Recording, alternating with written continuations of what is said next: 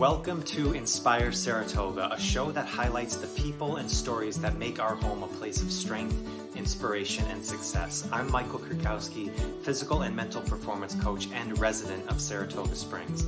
And in this show, my mission is to connect with the great people who also call this place home, hear about their work and what they do for this town, and share their insights and experiences in health, wealth, and happiness for you, my neighbors. Thank you for joining me wherever you are in town. Let's dive in. Meghan, welcome to the show. Thank you so much for having me. Yeah, thank you for inviting me in to your home. Oh, it's a pleasure. Yeah, Bring in as much positive energy as we can get. Exactly. Yeah. So it's nice to meet you. I actually met you the other night. You came to the first launch event, so I appreciate you coming to that. Hopefully it was a good time for you. I did. Again, positive energy just swirling around. Felt really, really good, really comfortable. Yeah. Oh, beautiful. That's great. Well, yeah, I'm excited to learn more about what you do because I think is really curious, and one I think is really important work. This is Inspire meets Inclusive in here. Yes, Yeah. Interchangeable with Exactly. Saratoga. Yeah, no doubt. So, you've started this program, Inclusive Saratoga, but I know there's been a lot of stuff before that of getting rolling. So, to kick it off, how long have you been in Saratoga? How long have you been in this area? Yeah, I'm going to start by just explaining who I am physically for our listeners who cannot see your video. So I'm a white woman with silver shoulder length hair, wearing a black turtleneck and a big smile on my face. Perfect. So I have been in Saratoga for almost exactly 11 years. Okay. But I'm originally from the Capital District. I grew up in Bethlehem and I spent most of my adult life in California. And then when I was pregnant with my second child, sat down at the dinner table with my husband one night. He's originally from Wisconsin. Okay. And I was starting to say the sentence, I think we should move to New York. And I was about a third of the way through the sentence when he cut me off and said that we should move to New York. Really? And we had never talked about it before. Okay. So it was a moment of, oh, are you serious? Really? Okay. And 3 months later, we had sold our home in Oakland, California, and boarded the plane, and here in Saratoga. Okay. What was the idea of coming back to New York? What was that thought process? It was, as you would imagine, they were multifaceted, Okay. lots of reasons. I think the biggest reason was that we really wanted our kids to have a relationship with my parents, who were in Bethlehem still at the time. And we were doing Zoom breakfasts with them almost every day. And they did already have a really close relationship with them. But there's nothing like that personal interaction.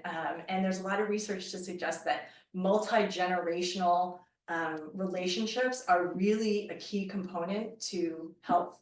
And so we wanted that for both my parents and my kids. And then, frankly, we just wanted more support. We didn't have any real community in California, no family. And having grown up here, I knew what the culture of the Northeast was like, and I wanted that again.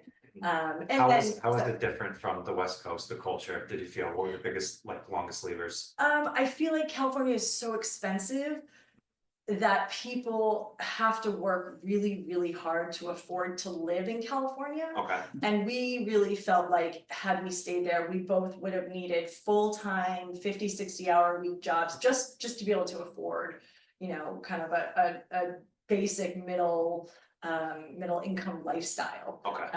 And we didn't want that. We wanted to spend time hiking and playing with our kids and pursuing other things. And while we both really love the work that we do, it's not all about that. Yeah. Right? It's about people, and just didn't feel like we had really been able to establish a nice, close-knit, supportive environment for ourselves in California. But growing up here, that was just kind of a given. Yeah. Here, my family had an open door policy, the drop-ins, the pop-ins. Okay. Which some people frown upon in this day and age. It's a little different now. I love the pop-in. Yeah. It was so common. It was like you might as well have had a revolving door on my parents' house, and I loved that. I loved that, like, who's showing up now and how long are they staying? That's great. Yeah. And so it was a little bit of that nostalgia. Okay. And I'm daddy's girl, and I really wanted to be near my dad. Nice. Now you grew up in Bethlehem, but then you got to Saratoga. What brought you to Saratoga? Did you Specifically? Yeah. Yeah. So a map. So my parents were in Bethlehem, and we were coming 3,000 miles. I did not want to move back to Bethlehem. No knock on Bethlehem.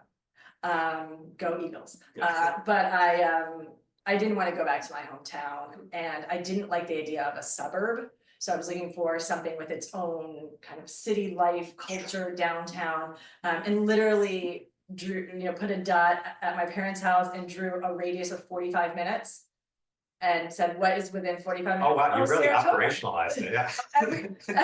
You should have seen how we chose baby names. Yeah, spreadsheets and ranked choice voting. Wow, okay. Yeah, we tend to take a very academic approach to decision making. Okay. Yeah, so within that 45-minute circle was Saratoga, and we had been here once before, maybe heard great things, thought it was charming, and did it. Yeah.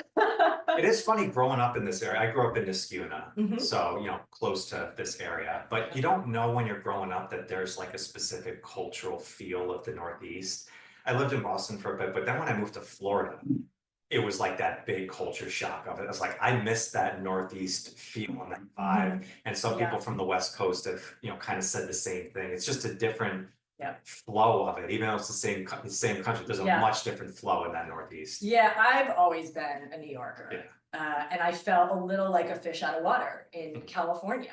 My sense of humor somehow is more East Coast than West Coast.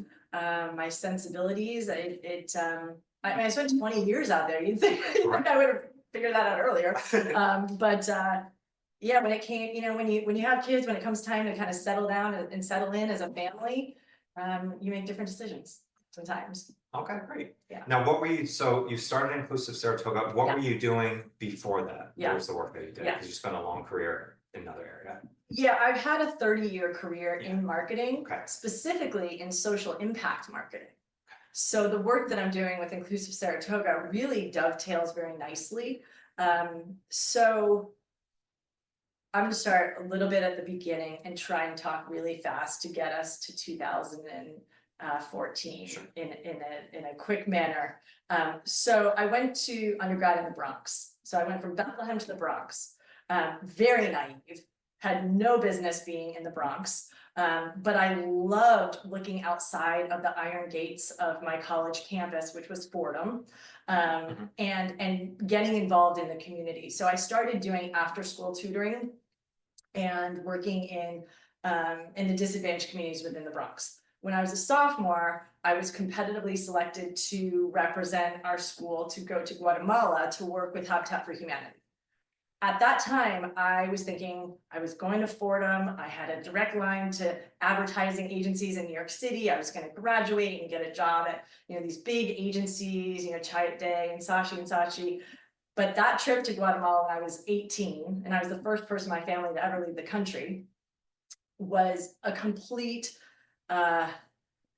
shift in my life trajectory.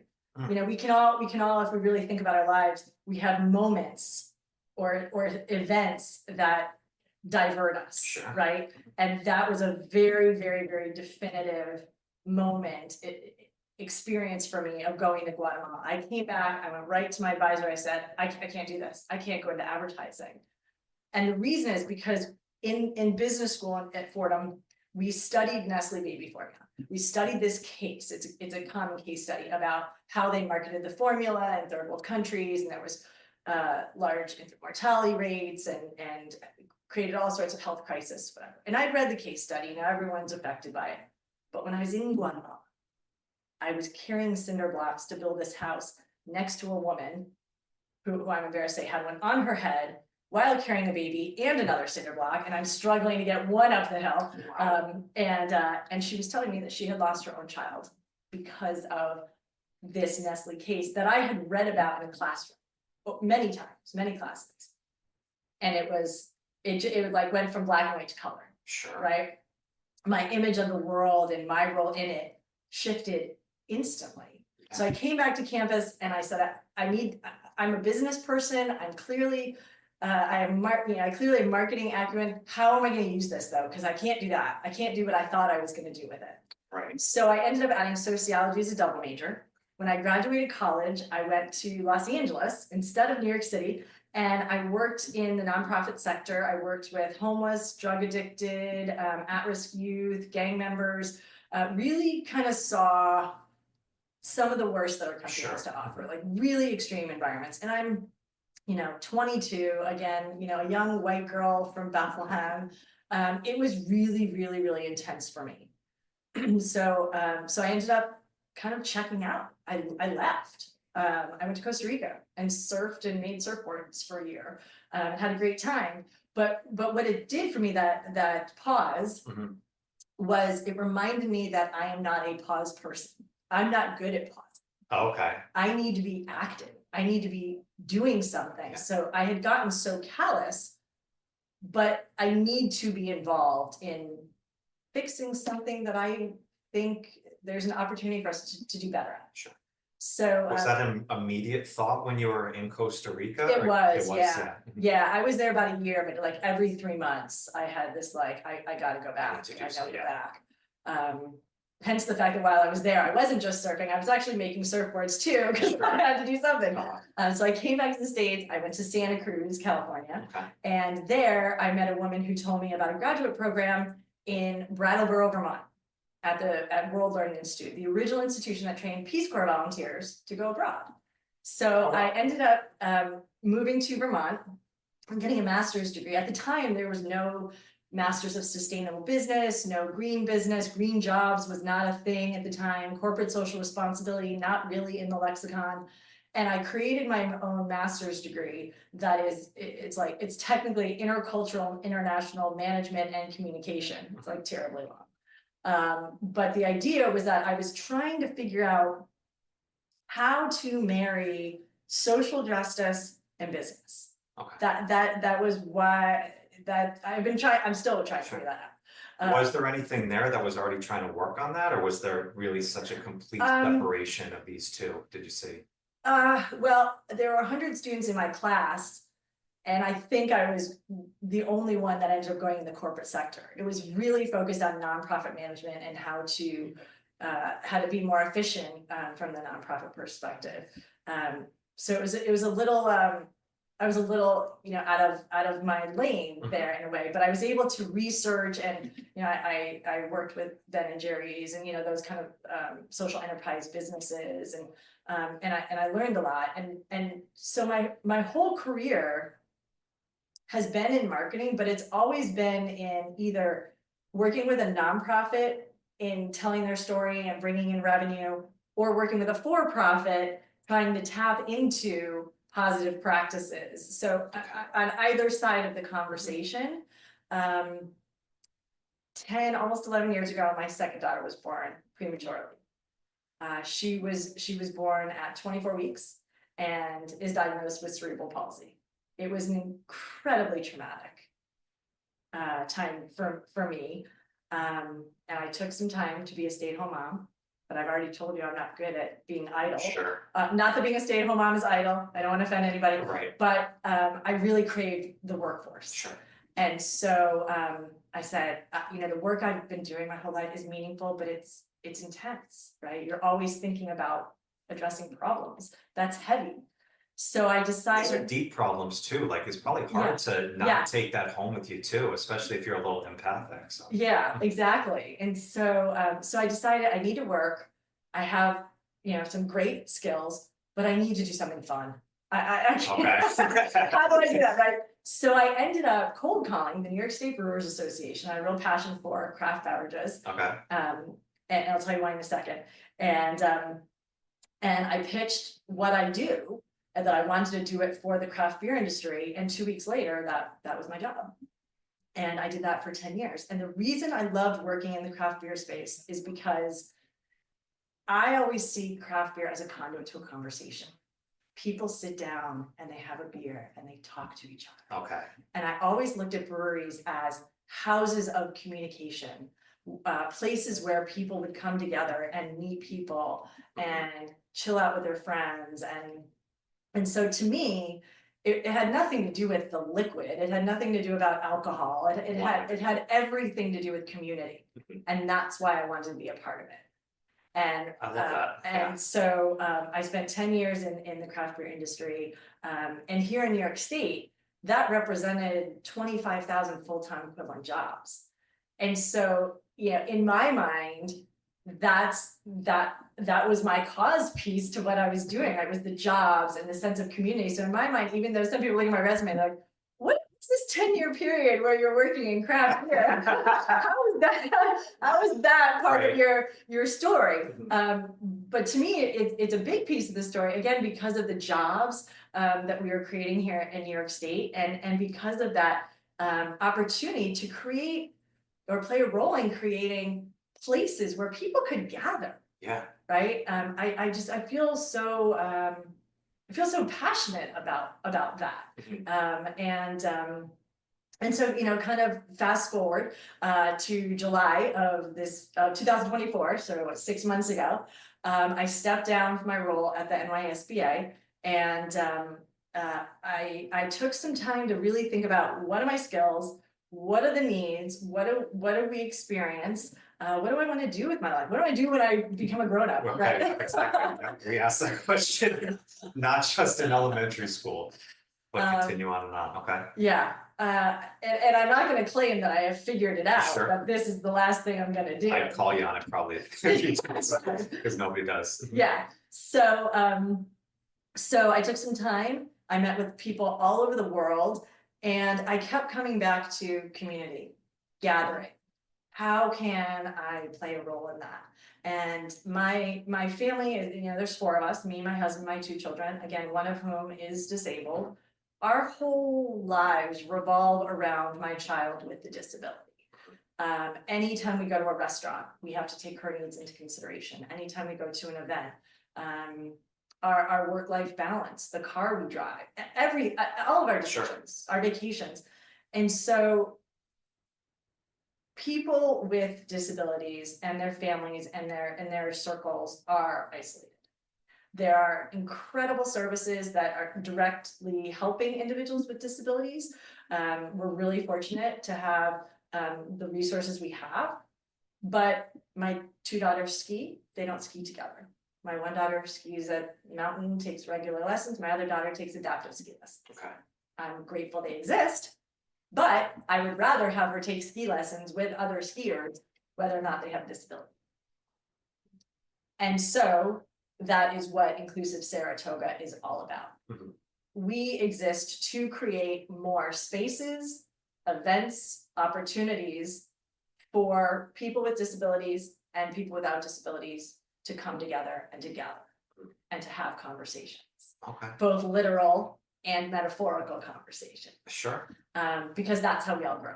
Yeah. Right. And we know that disability inclusivity is a key tenet to a healthy community. And I love Saratoga, and I want to see it be as healthy as possible. I love that. So there's a couple threads I want to pull on that. One is I have to bring up the craft beer because I think this is interesting. Because I've been in the health and fitness business forever, and there's so much about optimization of what alcohol does, you know, to you, and is it better to have none versus, you know, going and having a drink with a few friends, especially if you're more isolated, is probably better for your health to add the alcohol in because it's giving you that social aspect as well. Yeah. So as much as the biological and chemical aspect of, yeah, maybe alcohol is not the best thing for you, if it's getting you out to start a conversation and have that, I think it's absolutely huge. Right. So that's where it's like, it's never just one thing versus the other. Yeah, it's not black or white. Exactly. Right. And for me, when I would come home from college, I would have one foot in the door. One was still out on the pad. I was making my way through the door. My dad would be right there, and he would say,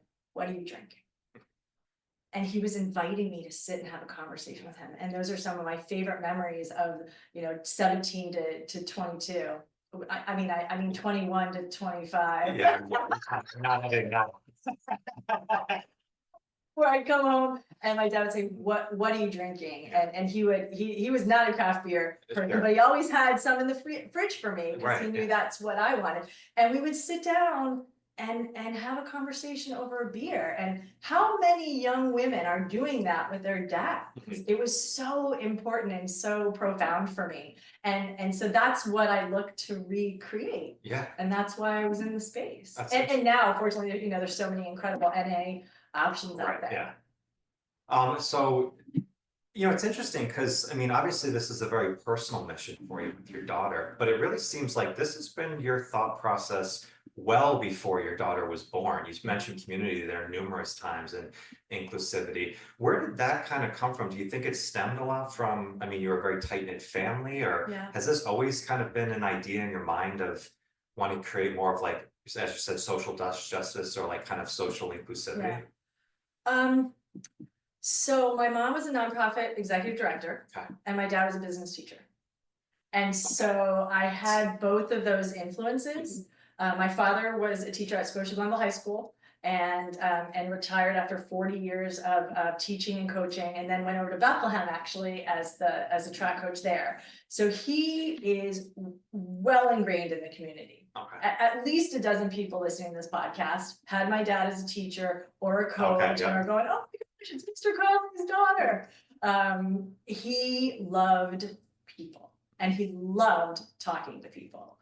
And he talked to anybody the exact same, doesn't matter who you are, the CEO, the president, the person at the gas station, it didn't matter. He talked to everybody in the same way, and he loved it. And so I had a lot of that influence of just like, yeah, you talk to people. Why wouldn't you? Right.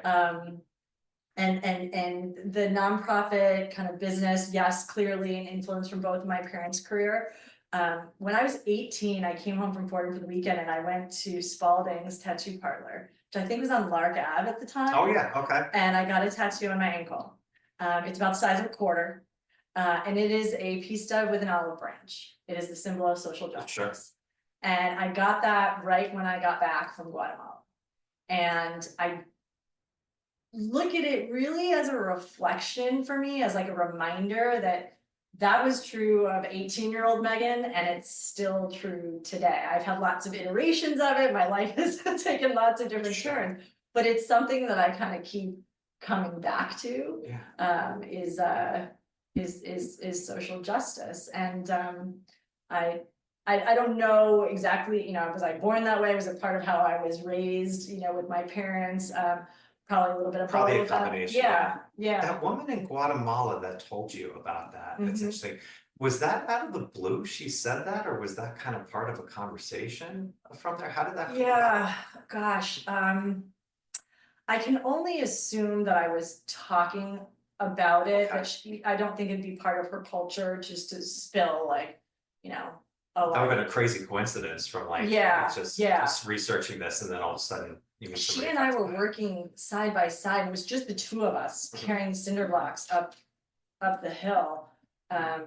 So yeah, I may have, excuse me, mentioned the case study and, did you know anything about that at the time? Anything like that. And then she shared that with me. Gotcha. Yeah. So interesting how these stories just seem to find us and Mhm. all of a sudden just shift our entire trajectory of going on. I think that's so powerful. Yeah, we do so much planning, right? And we try so hard to be in control of situations. Yep. And so much of it has nothing to do with us. Nope. I worked all through my whole upbringing up until I was 17. I worked my butt off at track and field. I wanted nothing more than to go to college and compete at the collegiate level. And that's one of the reasons I chose Fordham. And 2 weeks after I got to school, I decided to quit the team. And it was like, I just spent 14 years of my life working for this. What am I doing? Mhm.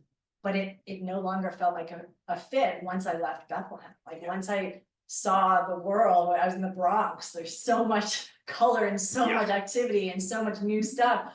I didn't want to be pigeonholed. Didn't want to be Meghan the runner anymore. I didn't want to just focus on that. And my dad, being track coach, I had to call him and tell him that my dreams changed. Yeah. It was a hard conversation. That was another moment for me where my trajectory completely shifted. And to his credit, I'm like tearing up, I'm unloading. It was actually little fun fact here. The room that I lived in my freshman year at Fordham was the room that they filmed The Exorcist in.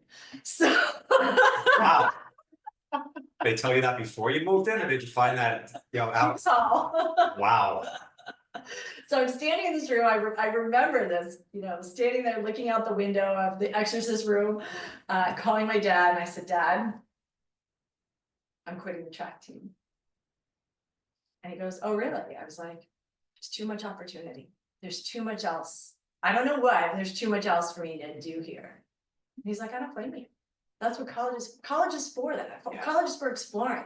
College is for trying new Yeah. things. He goes, I don't blame you at all. Did you think that was gonna be his Oh, response? God, no. Yeah. No. I was like, okay. He was like, I look forward to seeing what else you do. Yeah. It was like, holy moly, like it was amazing. And that's because I wasn't spending 20, 30 hours a week training anymore.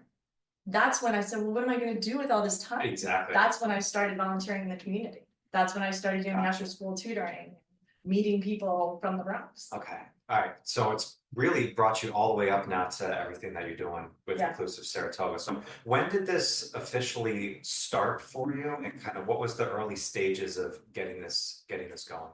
So I've been in the startup world, you know, for-profit startup world, and I like to kind of try to identify what's the need, what's the problem, and not spend too much time on perfection, which is also a bit against my nature.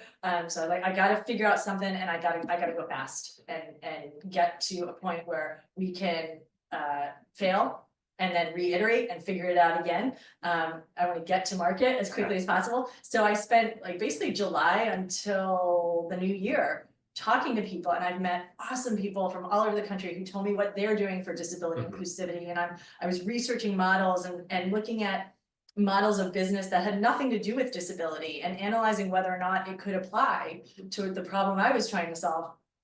And then January 29th, I incorporated. Okay. And I filed for the 501c3, which I got in 2 weeks. Shocking, amazingly Is that a fast. short period of time? Oh yeah, Yeah. oh yeah. It could take you know 6 months. I was like, I don't have 6 months. Who do I need to call? How do I need to expedite this? And I didn't make any phone calls, and I just got lucky. So we are officially a 501c3, and that was actually a big struggle for me. That was one of the hardest decisions I made. Was, is this a for-profit or is this a nonprofit? I at some point I said I have to just go. I can always change it later, and so I decided to launch as a nonprofit because I felt like it would give us more flexibility to reach people in different ways. It just gave us more options. How so? Well, financially, certainly. Okay. We are open to donations, inclusivesaratoga.com, and I believe in and funding from grants and corporate funding beyond just sponsorship from the philanthropic side. And I really believe in earned income for nonprofits. So as of Monday, we are launching a merchandise campaign, which I'm super excited about. Really cool modern stuff that is intended to raise awareness, but also intended to raise funds so that we can do our work. And our work is working with established businesses, nonprofits, government agencies, events to enhance their services or programs in a way that is more inclusive to individuals with disabilities. It's pretty simple. If we can help, let's say I had a meeting with an agency the other day, I probably shouldn't say their name, but they have 2,000 people go through their doors every day. If I can help them be more inclusive of individuals with disabilities, I've just helped 2,000 people a day. The numbers add up really, really quickly. With just a little bit of sharing knowledge and expertise that I've accumulated over 10 years as a parent, being in the disability space, we can make huge impact. And we know that universal design is exactly that. It's good for everybody, right? If you design something for only able-bodied, you're only helping 72% of the community, right? Because 28% of all adults in the US, according to the CDC, have a disability. So if you're designing something for 72%, you're only helping 72%. Right. If you're designing something for 28%, you're helping 100%. Right. Super simple question on that. The 28% I remember that are living with a disability, which is a big number. I didn't know it was that big from that. What defines a disability? That's a good question. Yeah. I actually don't know. I mean, first of all, there's a myriad of disabilities, right? There's physical, cognitive, intellectual, emotional. There's a huge spectrum of disabilities.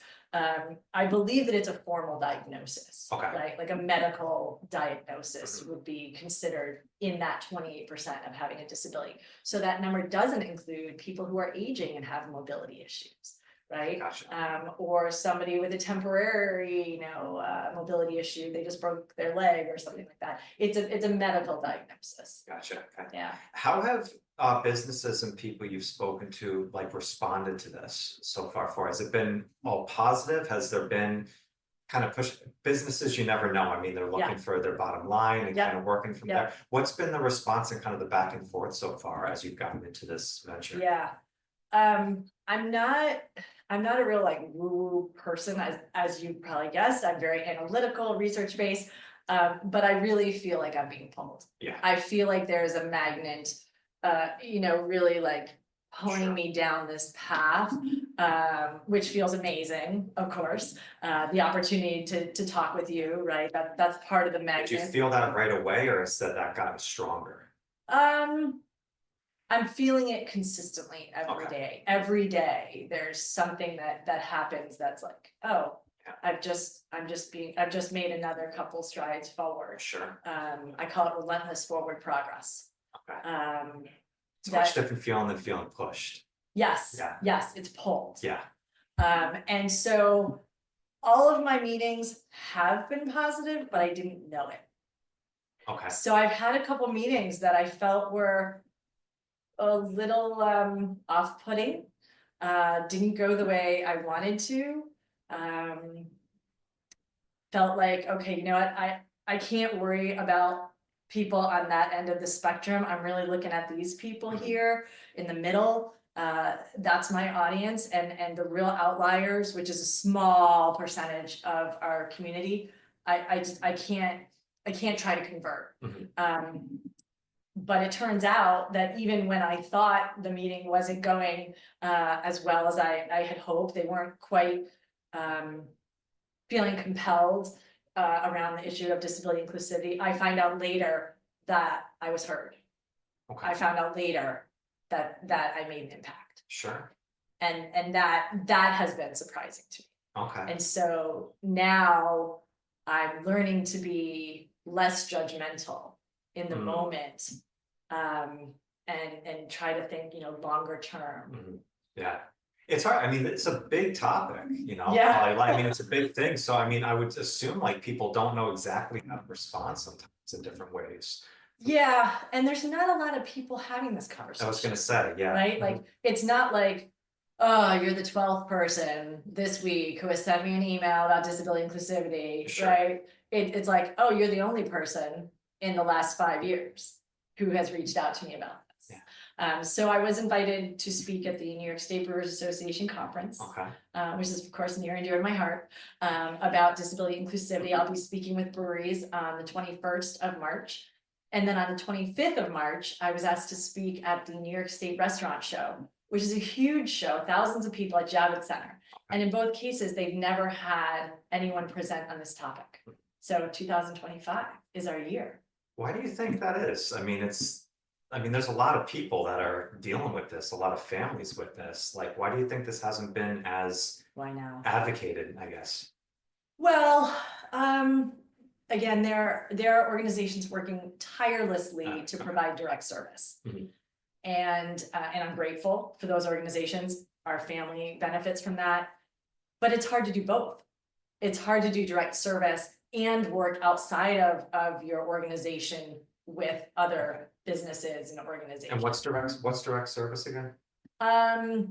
It's directly working with the individuals with disabilities. Gotcha. Okay. So helping them, if they have mobility issues, helping them get and learn to use a wheelchair. Gotcha. Or providing speech therapy to individuals with speech disorders, or any direct service is working directly with the person who's disabled to improve the quality of their life. So would this be a fair analogy then? Like there's work going on kind of the reactive side when, people need it, but not as much like the proactive side of helping them like in that direction? So there's a lot to support individuals with disabilities to be as independent as possible, right? Working on life skills and mobility aids. My daughter uses an AAC, which is a talking device. It's an iPad with a special program on it Okay. that allows her to communicate through typing on symbols Mhm. because she has limited verbal skills. And those things are amazing and necessary and critical, but they have to apply to the bigger world, right? The greater context, right? Staff who work at restaurants, the wait staff, they don't use typically those communication devices. Gotcha. They've rarely seen them, if ever, right? And so that's why we are working outside of direct service, is because the organizations providing direct service, they're swamped. They don't have enough funding, they don't have enough staff, like there's a bigger need. And I saw that businesses weren't not being inclusive because they didn't want to be. They didn't have resources. They didn't know who to No talk framework to. or Right, structure, yeah. exactly. Yeah. They didn't know what they didn't know and how to get there. And what do you mean there's weighted silverware to help individuals who maybe just had a stroke? Gotcha. It wasn't even in the mindset, because their business is running a bookstore or a restaurant, right? And so it was really nobody's business model to be that connector, right? To fill Right. that gap between the direct service and all these other businesses with their own mission. Right, that makes sense. I mean, because as a business, I mean, you have so many things you're working on in general. You like, maybe you want to do so, but just even knowing the framework of how to go about it is a completely Right, different, right. Skill set. And to your point, people don't want to make a mistake. People don't Right. want to say the wrong thing, or, is it okay to even ask how they could support someone with a disability, right? They don't want to offend someone. And so I'm trying to help create an environment where you do ask, right? And you're okay with it and you're comfortable and it's expected. And I want to tell a quick story. My older daughter's in 7th grade, and 7th graders are not they don't usually break out of their own little cliques, right? To talk to people. And a boy came up to her who she barely knew. I don't even think she knew his name. And he came up to her and he said, "Are you the girl who has a sister with cerebral palsy?" And she said, "Well, I'm a girl who has a sister with cerebral palsy. It is the biggest childhood disability. So you probably know others, but yes, I do have a sister with cerebral palsy." And he asked her a series of questions about it. And she doesn't know why. He didn't say, "Oh, I have a sibling or a cousin, or I just learned about it," or who knows where his curiosity came from, but he had it. That's the important one. And Porter answered him with no judgment, just very matter of factly. Every single question he asked, she answered it. He felt satiated and he walked away. She's never talked to him since. But I love this story because you have 2 7th graders coming together in dialogue. Wow. Yeah. And Porter loves to share her knowledge Sure. about her situation, her family, her sister. And this boy is going to be a dad or a CEO or an elected official or an NFL player, or who knows He what. sounds like a journalist. Who knows what he's gonna Yeah. be?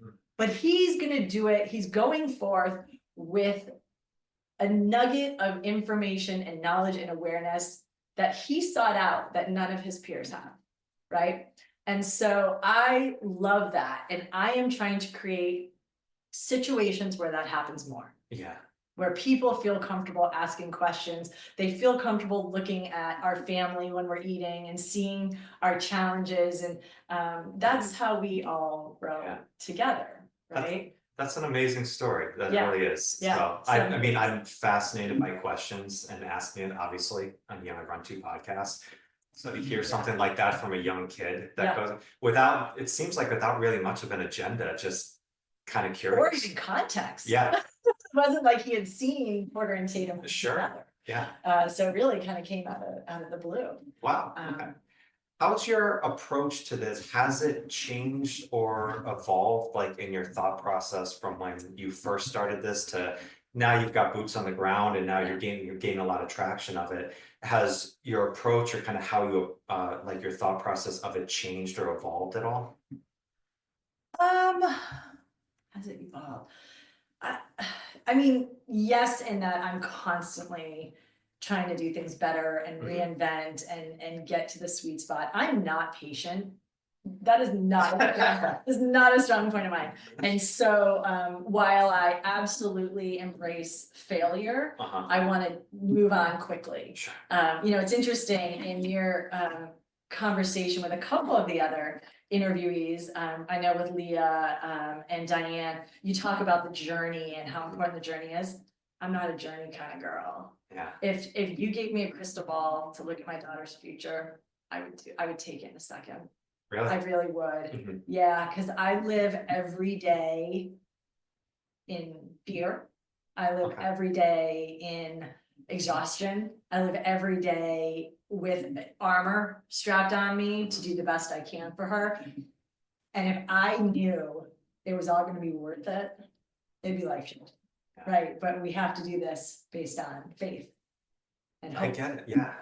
Well, that is the journey. So I think you are kind of embracing that. So, I mean, I get it. It's, one piece I was saying in the events, and I don't know if I got to it or not, but we say all the time, it's not about the destination, it's about the journey, right? It makes a beautiful meme. It's a beautiful bumper sticker, right? That's really hard to do because life's hard, and it's challenging, to go into that. So, and especially now there's such that me against the world type mentality. It's like the more connections that we have together, the more you can lean on it. Well, I guess to answer your question that I didn't really get to, I love, and I'm so encouraged when people who are not in the disability community care and join us, right? Like you, right? You asked me to be on this podcast. You were not, to my knowledge, not previously in the disability community, but you have brought this dialogue to your podcast to share it with your community. And that's a huge display of support for what we're doing. And so when people who are not in the community recognize the value, it's just hugely motivating and like to the point where it makes me tear up, right? Like, because we in this community, and I will make a general statement, we feel isolated. Right. Tatum's friends all have disabilities. And so I spend a lot of time talking to other parents of kids with disabilities. And, to the extent that we can feel like we're part of the bigger community of Saratoga Springs, that's critical. I think that's beautiful. So, I know it's early stages of this still for you on it, but is there an ultimate mission that you have of this, of like, where you want this to go, like where you want this to go? Is it for, obviously it's starting locally first with Inclusive Saratoga. What's the ultimate vision that you have for this? Yeah, the thing with nonprofit work is ultimately nonprofits should phase themselves out of existence, right? Okay. That's what nonprofits should be doing. We should be solving issues and causes and problems such that we're not needed anymore. You're like a parent. Right, go fly. Now finally go fly, But that's never what happens, right? These problems are massive in scale. They're very complex.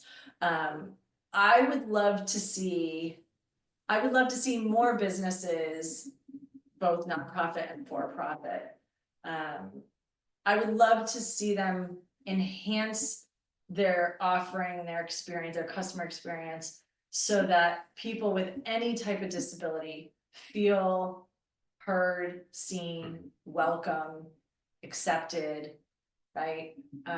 That it becomes a matter of course when you're opening a new bookstore, that you're looking at not just ADA, that really is the bare minimum. Right. Looking at that and then layering above it, right? Like, oh, some of the wheelchair users, there's no way they're gonna reach a book way up there. Right. What do we do about that? Right? Bathrooms is a huge area. There's a brewery that opened up last year that is fantastic. Everything about the food, the service, the ambiance, the chairs, the beer, everything about it. Gender specific bathrooms.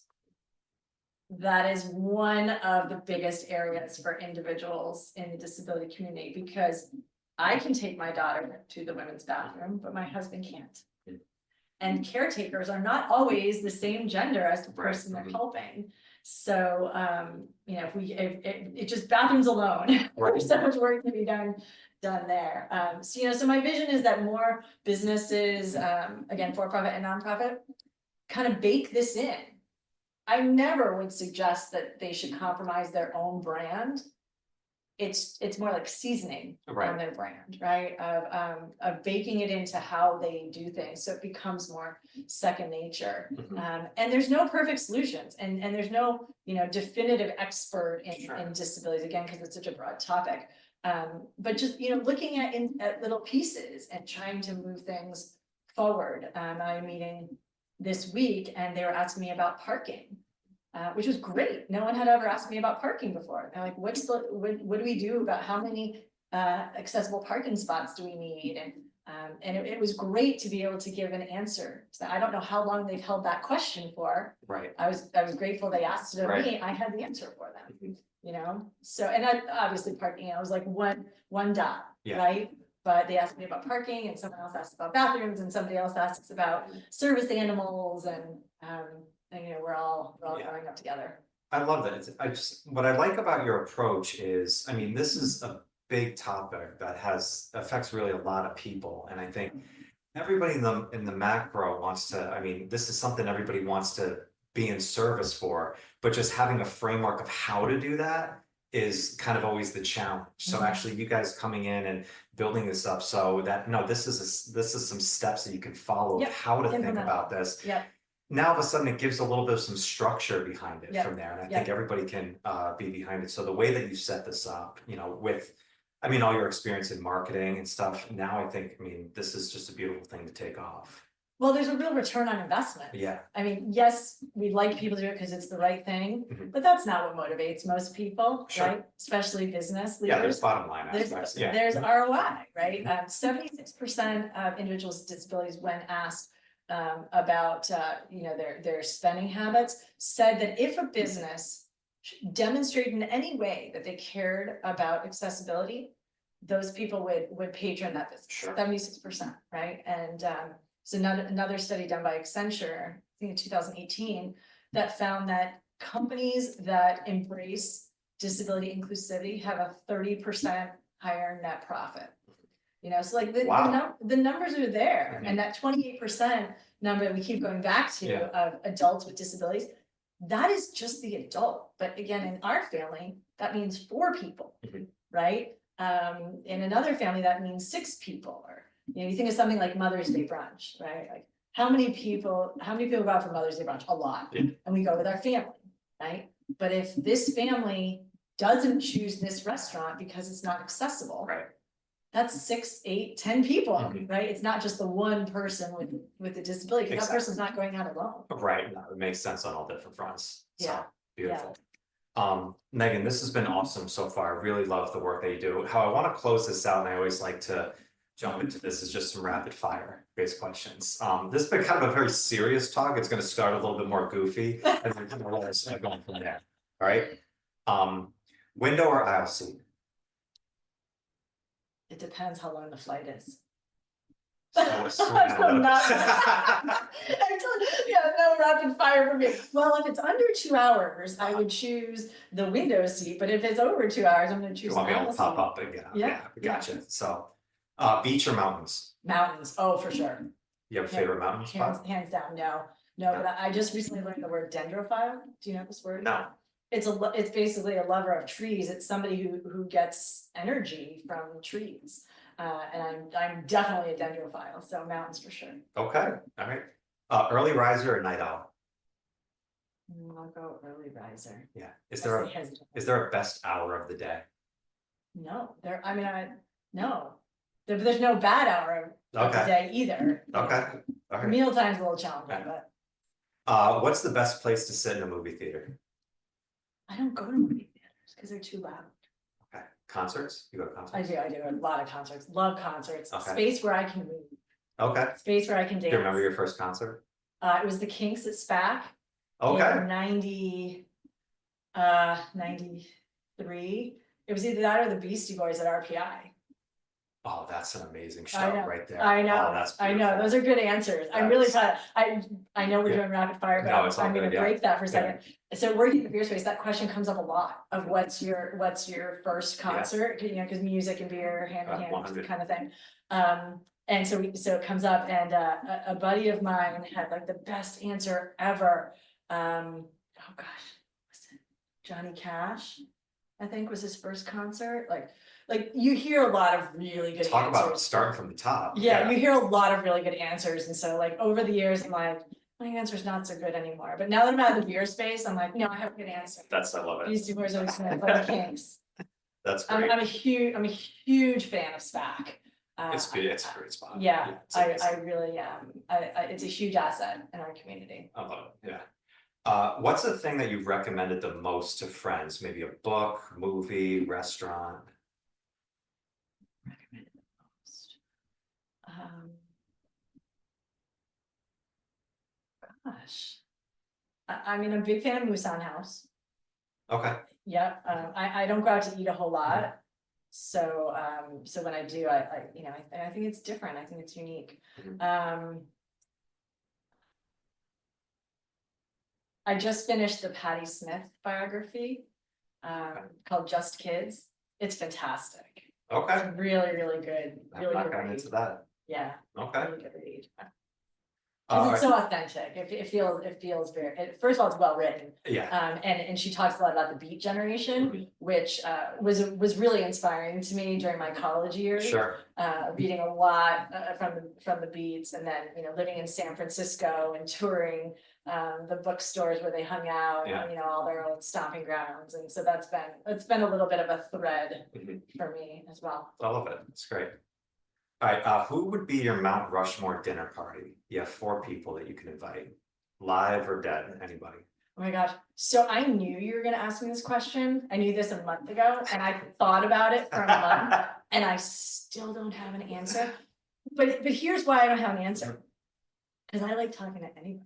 Okay. I am a conversationalist. I am the person that like turns around and talks to the person in line behind me at the grocery store. So you just sit down, empty table, and the first 4 people to come in just come Yeah, on down. What are you all about? yeah, yeah. Okay. I love travel, and so, I mean, there's certainly people I miss from my own life that Sure. I would love to be here in person, have a conversation with.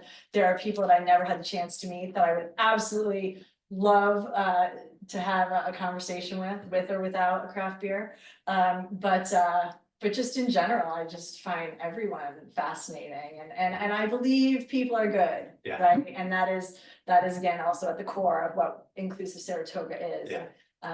And we didn't quite get into it. We started to talk a little bit about 2025. Yeah. Why now? Mhm. I just feel like the soil is really fertile. Yeah. I do. I feel like there's a lot of really good energy right now, and I'm super optimistic about what the next year I love it. looks like for us. Pancakes or waffles? Pancakes. Okay. I'm terrible at this. Oh, I can- there's no wrong answer. Oh no, mine are wrong. I'm not good at this rapid fire. I don't know. All right, these go a You should little. know like IPA or Hefeweizen. Oh, okay, there you go. All right, these are a little bit deeper. What's the best advice that you ever got? When I worked at the United Way in Santa Cruz, my boss was Mary Lou Gakey, and she was a brilliant, eccentric woman. And I screwed up one time with a client. I don't know what I don't remember what I did, and it's so irrelevant. But I was upset. I was like 25, and I went to my boss, and like I screwed up this one deal with this client, and I had ruffled their feather. I'd pissed them off, this client. And she said, Megan, it's okay. If you ever want anything to change, you're gonna have to get used to ruffling feathers. And that has really stuck with me. That's a good Because I don't want to be a feather ruffler. I mean, does anyone want to be? I don't think so, but I tend to be sometimes. I love that. Yeah. What's the worst advice you ever got? You can never wear too much blue eyeshadow. I feel like there's a story that's attached to this. Is that from My Girl? No, that's from my mother. Oh, that's hilarious. That's beautiful. So, all right, you have 20 seconds with your 18-year-old self. What would you tell them? The tattoo is always gonna be meaningful. You didn't make a mistake. It's just gonna take on different forms, and mean different things to you, but you won't regret having that ink. I love that. That was about 17 seconds too, so that's perfect. All right, final one here. I always like to close out with this. Who inspires you the most right now in your life? My daughters, because I know one is overhearing the answer right now. Both of them in totally different ways. Tatum, with mobility issues and speech disorder, every single thing she has or does, she has to work for. Things that are easy for us, picking up a glass and taking a sip, saying hello, hugging. She couldn't hug until she was 4 years old. The act of raising her arms and pulling in like that, you know, from being a personal trainer, like the muscles involved in the motor planning. Everything she has today, she had to work her butt off for, and that is inspiring. There are days when I'm out on a trail run and I'm tired, like I can't get up this hill. I picture her going up the hill, and that's motivating. And then my other daughter is a glass child. You didn't get a chance to talk too much about that, but a glass child is the sibling of the person with the disability, and glass referring to transparent, invisible. There's so much emphasis on the child with a disability that sometimes their siblings feel invisible. And so we are really sensitive about that, and seeing the relationship that they have together and the way that my older daughter Porter will literally do anything for her sister is absolutely inspiring. It is the core of humanness in her. I love it. Meghan Connolly Haupt, thank you so much for coming on. I really enjoyed this conversation. I'm really fascinated by the work that you're doing, and I think you're aiming up so much in so much of this work that you're doing. So I really appreciate you coming on today. Oh, thank you for giving me the opportunity to get to know you a little bit better and to share my story and my mission with your audience. I hope it resonates. I think it will, with more than a couple. I'd love to hear from people. It's all over the website, all over. Hello at inclusivesaratoga.com. Please reach out for any reason at all. No doubt. Meghan, thank you so much. Pleasure. Absolutely. Be well. Listeners, thank you so much. We'll catch you on the next one. Peace. Thank you for joining me today. I hope you got some great value from this episode and a little more insight into some inspiring work happening right in this town. If you want to know more about our guests' work and check out more of what they are doing, please click on the links in the show notes below. And along with that, check out the direct link to 5-Minute Mindset. This is a 5-minute video that gives you the 2 best practices that you can do every day in 5 minutes that will create a major impact in your mental strength and resilience. If you are on your own mission to become physically and mentally stronger, these practices will be a serious game changer for you. Seriously. Thank you again for joining me today. I'll see you on the next one.